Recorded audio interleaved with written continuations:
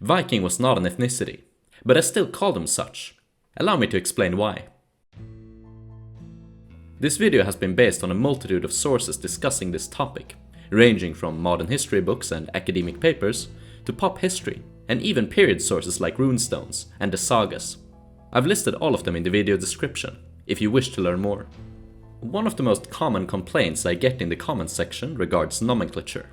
Some people think I call places the wrong names, peoples the wrong names, and I constantly have to juggle comprehensible pronunciations with native pronunciations, and pronunciations that I'm normally used to.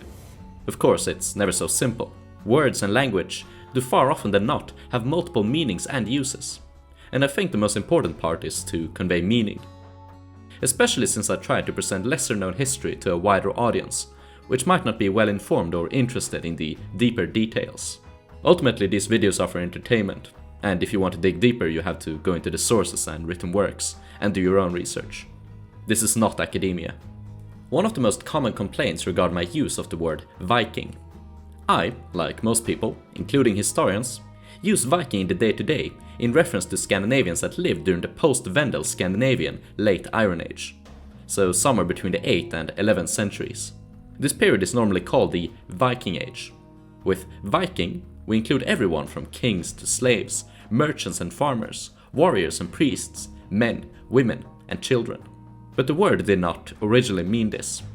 Its meaning and origins are quite mysterious, wasn't widely used, and for a lot of vague purposes. The people we're discussing were almost never referred to as such, and certainly never called themselves such. So why do we call them Viking? And what does Viking actually mean? What did they actually call themselves? What did others call them? And what should we call them? I think it's best to explain it backwards, rather than from the beginning. I call them Viking because authors do, historians do, archaeologists do.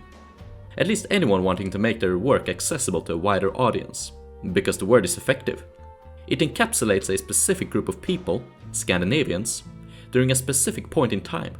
For the medieval period and beyond, the Scandinavian countries are usually discussed separately, because by then they had become distinct legal and cultural entities. But during the Viking Age, borders were less defined. The culture was largely the same, and the Scandinavians spoke dialects of the same language, Old Scandinavian, also called Old Norse. It is very similar to modern Icelandic, which is a dialect of OS. So the correct term would be Late Iron Age Scandinavians. But by calling them such, only experts will know what you're talking about. And this word salad is just as historically accurate as our use of Viking. It's not like they identify themselves as living during the Iron Age, nor did they ever identify themselves as Scandinavians. Scandinavia derives from Latin, but was barely ever used by anyone historically. In the 13th century, Snorri Sturluson referred to Scandinavia as Norðurlöndin, roughly meaning the Nordic countries. Their shared language, which we call Old Norse or Common Scandinavian, they just called Danish. During the course of this video, we will encounter alternative names to this group of people, and I will subsequently argue for why it's either misleading or inconvenient to refer to them as such. But first, let's look at the word Viking. The word Viking may as well be ancient. We know for certain that it predates the Viking Age, both from Scandinavian, Old English, and possibly Old Frisian sources. So the word wasn't unique to Scandinavia, but Germanics in general. One of these sources is an Anglo-Saxon glossary, dating back to the 7th century. These glossaries give Old English equivalents to Latin words, and here the word Viking is translated as piraticus, pirate, without any ethnic connotations. There is a lot of evidence to the word Viking being used to denote pirates and raiders. An Old English poem dedicated to the Battle of Maldon, and going by the same name, refers to the Scandinavian enemy as Vikings, because they had arrived explicitly to raid Saxon lands. There are other Old English poems which mention Vikings, but also refer to Scandinavians by their ethnic origins, such as Swedes, Geats, and Danes, again implying that the word did not have ethnic connotations.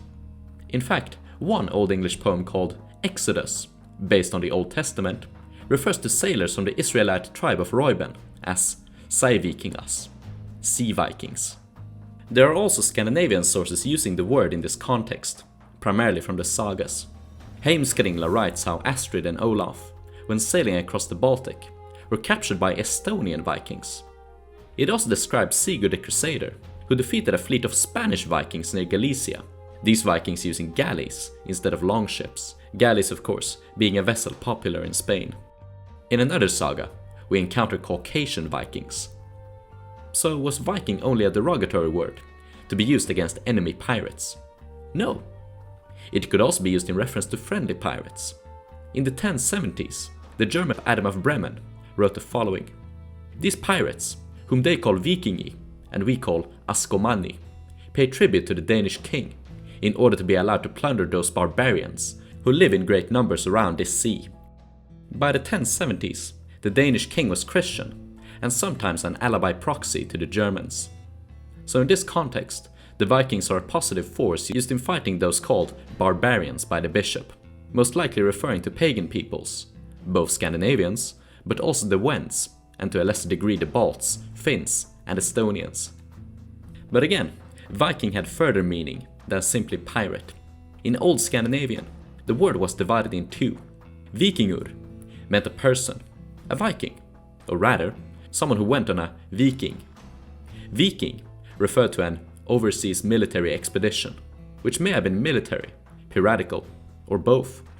On runic inscriptions, the terms are used quite vaguely.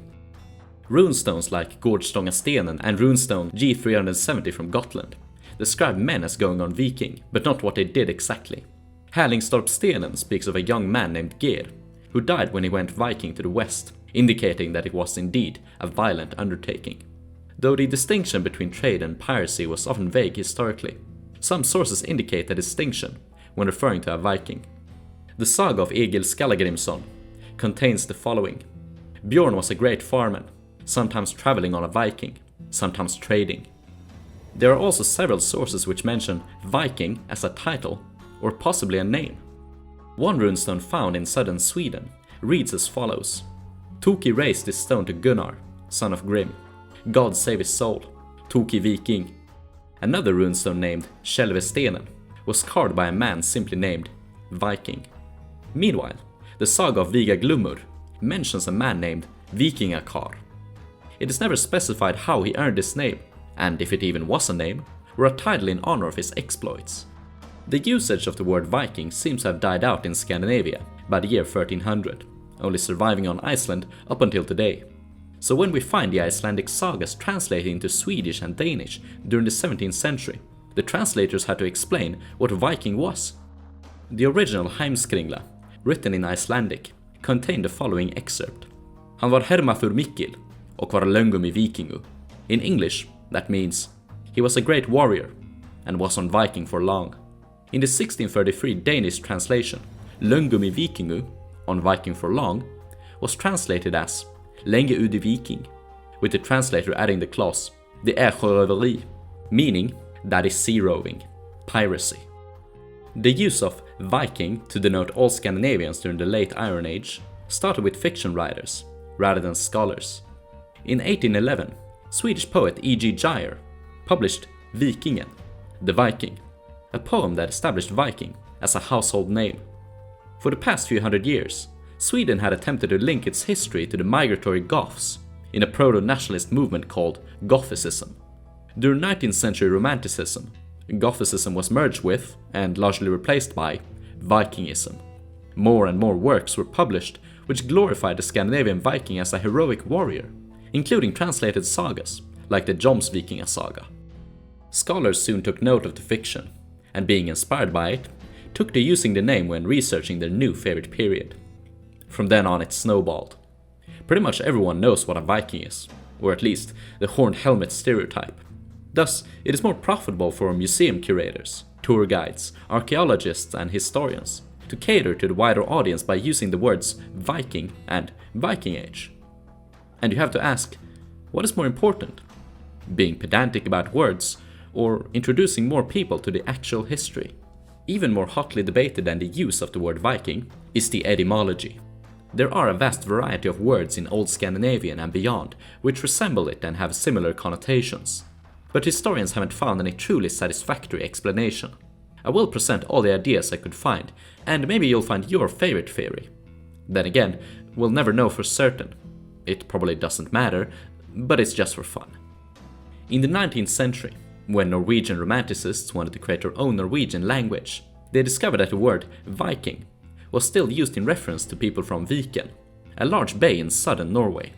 Some people speculate today that the original Vikings may have come from this region. Vik does in fact mean cove or bay in the Scandinavian languages. Maybe the Vikings were named such because they would hide their ships in coves. Vikja means to move, walk, travel, or turning aside. So a Viking would be one who makes a detour. The Old English wick, derived from the Latin vicus, has been translated to mean camp, harbor, or place of trade. It can be found in names such as Ipswich, Norwich, and Hamwich, modern Southampton. Perhaps Vikings were called such because they would visit and trade at these wicks.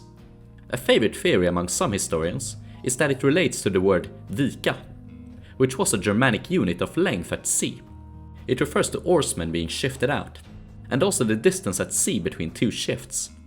Viking would then mean men rowing in shifts. Polish linguist Zbigniew Golomb suggested that Viking derives from the Gothic word wejhan, meaning warrior. Slavic linguists like Golomb have speculated on the relation between wejhan, Viking, and the word vitench in Common Slavic, meaning warrior or hero. There's quite a modern trend of referring to the Vikings as Norse, and the language they spoke as Norse or Old Norse. I think this name is just as legitimate or illegitimate as any other name for them, and not everyone refers to their language by that name.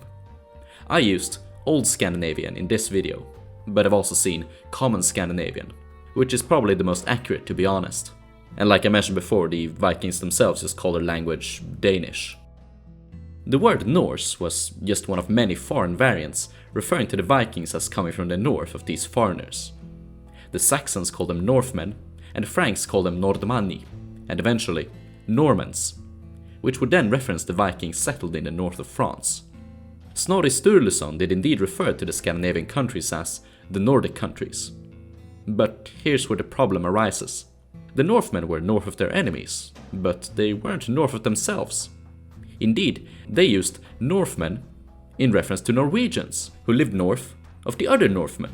Indeed, in modern Swedish we call Norwegians norrmän, which literally means northern men. And over time, this became problematic. The Icelanders, who lived even further north, called the Norwegians Eastmen, same as the Swedes.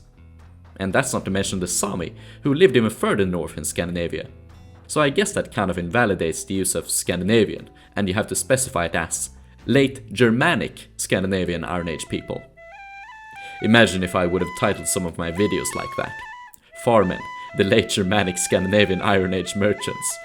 Whence, the Slavic pirates that the late Germanic Scandinavian Iron Age people feared.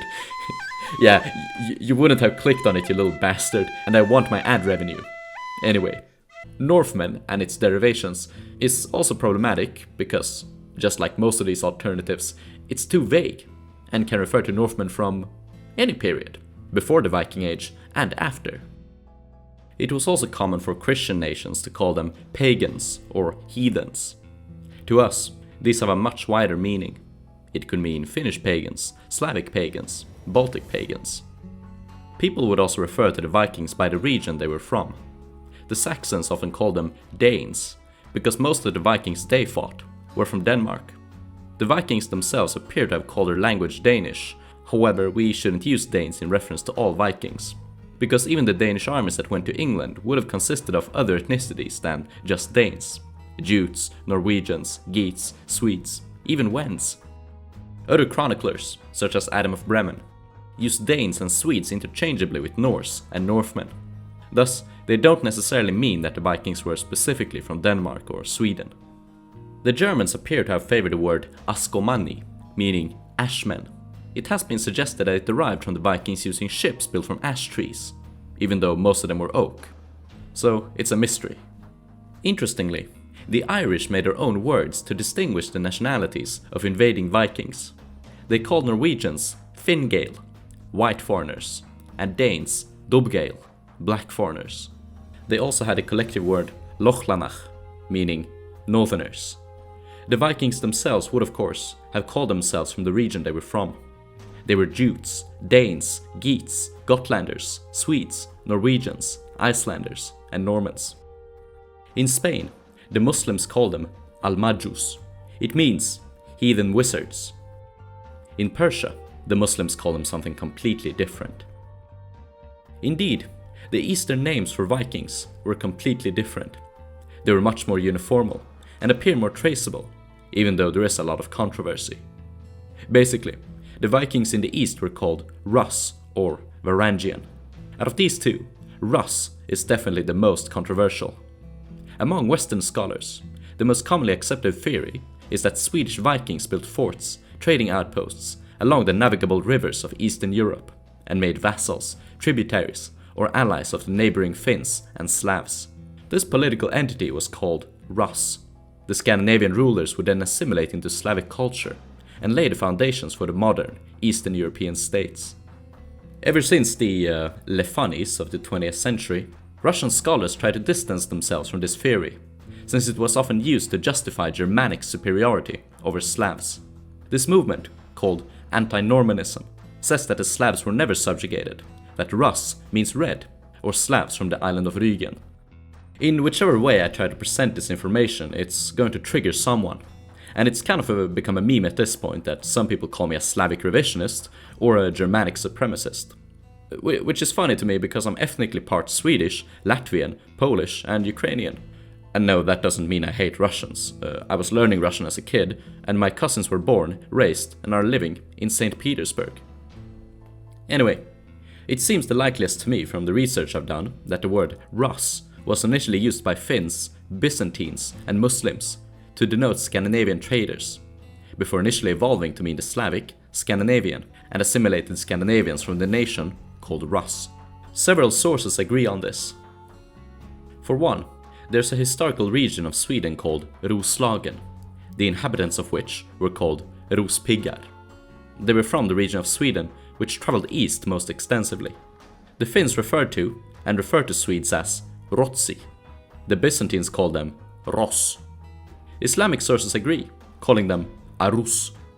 So how do we know it referred to these Scandinavian traders specifically? Because Muslim writers distinguish between Russ and Slavs. For example, Arab historian al-Masudi wrote the following in the 10th century. The Russ and Sakaliba, the Muslim word for Slavs, who as we have said, are pagans, serving the king's army and are his servants. Another Arab writer, Ibn Rushd, wrote the following between 903 and 913. They have a king who is called Kagan Russ. They make raids against Sakalaba. There is also a Frankish source confirming that in the 9th century, the Russ were Scandinavian traders operating out of Eastern Europe. The Annales Bertiani explains how a Viking delegation from Byzantium was brought to the Frankish court, calling themselves Russ. When the Russ were interrogated further, the Franks discovered that they were from Sweden and referred to in Latin as Suiones. It's not entirely certain if these Russ eventually called themselves Swedes during the interrogation or if they said they were Russ from Sweden. Either way, we have a name and a geographical pinpoint. Of course, Russ is a three-letter word. It's likely that it already existed in local languages and was used for multiple purposes. Words aren't always exclusive and they, change meaning and evolve. Another common name for the Vikings in the East, and considerably less controversial, is Varangian and its derivatives, including Varingi in Common Scandinavian, Varangi in Greek, and Varjag in Old Slavic. Most historians believe it means someone who takes an oath, and would refer to the Vikings who served the Byzantine emperor as his personal guard. However, the word was not only used in reference to these guardsmen, but the traders and raiders also, preceding the foundation of the Varangian Guard. Evidence of its widespread usage exists in Persian, in the form of the word farang, meaning stranger. During the 20th century, Varangian was the most popular word for the Vikings in the East, in Eastern Europe. After the fall of the Soviet Union, Eastern scholars began interacting with the West on a larger scale, and began adapting the word Viking as a result, for the same reason as Westerners, to popularize their findings, research papers, and tourist sites. And if it enables more people to learn about the obscure history of our ancestors and culture, I don't see an issue. At the same time, scholars should be careful to remember the details, because when deep diving into historical research, regional differences, such as if a Viking came from Denmark or Sweden, matter. Broad brushes and pop culture conventions are useful, to a certain level. Which is why you often find me having clickbait titles, and then being more specific in the videos themselves. And I think fiction writers should work with the same care, if they want to portray historical or even fantasy settings in a believable manner.